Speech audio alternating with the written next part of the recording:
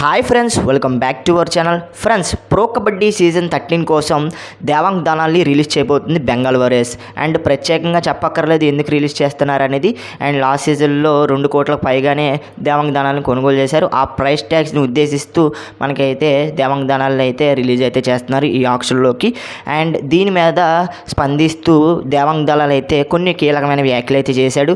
అదేంటంటే, Bengal warriors coach మీద నాకైతే నమ్మకం ఉంది అండ్ నా మీద అతనైతే నమ్మకం ఉంచాడు. అండ్ ఈసారి ఖచ్చితంగా టీంని అయితే ముందుండి నడిపిస్తామని మీ ఇద్దరం మాట్లాడుకున్నాం. ఈసారి ఆప్షన్లో నా మీద అయితే ఎఫ్బిఎం యూజ్ చేయబోతున్నట్లు ఆయన అయితే చెప్పడం జరిగింది నాకైతే అని బెంగాల్ వారియర్స్ కెప్టెన్ అయిన మనకి దేవాంగ్ దళాలు చెప్పడం అయితే చూసాం. అండ్ దీన్ని బట్టి చూసుకున్నట్లయితే దేవాంగ్ దళాల కోసం బెంగాల్ వారియర్స్ అయితే ఎఫ్బిఎం కార్డు పెట్టి యూజ్ చేసే అవకాశాలు అయితే ఉన్నాయి. అండ్ చాలామంది డౌట్ ఏంటంటే, తెలుగు టైటన్స్కి దేవాంగ్ దళాలు వస్తాడా రాడా అనేది చాలామందికి డౌట్ వస్తుంది. దాని మీద అయితే మీకైతే చెప్పడం జరుగుతుంది. ఇప్పుడు ఏంటంటే, దేవాంగ్ దళాలు మన తెలుగు టైటన్స్కి వచ్చే అవకాశాలు అస్సలు లేవు ఫ్రెండ్స్.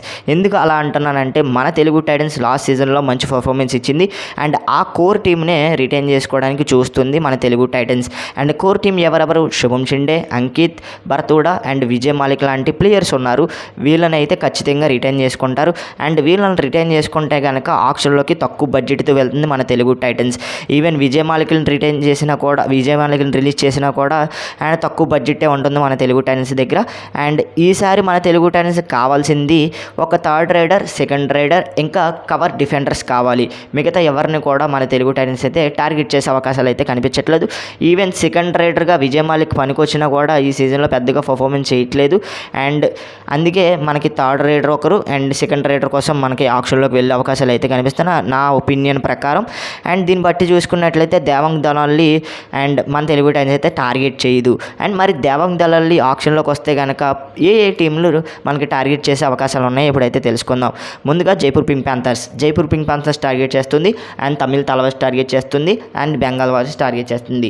ఎందుకు అలా అంటున్నానంటే, మనకి జైపూర్ పింక్ ప్యాంథర్స్లో చూసుకున్నట్లయితే మనకి నితిన్ ధన్కర్ ఇంజురీ ఉంది. అండ్ వాళ్ళ మెయిన్ రైడర్ ఇంజురీ అవ్వడం వల్ల అండ్ మనకి దేవాంగ్ దళాల కోసం ట్రై చేసే అవకాశాలు అయితే ఉన్నాయి జైపూర్ పింక్ ప్యాంథర్స్.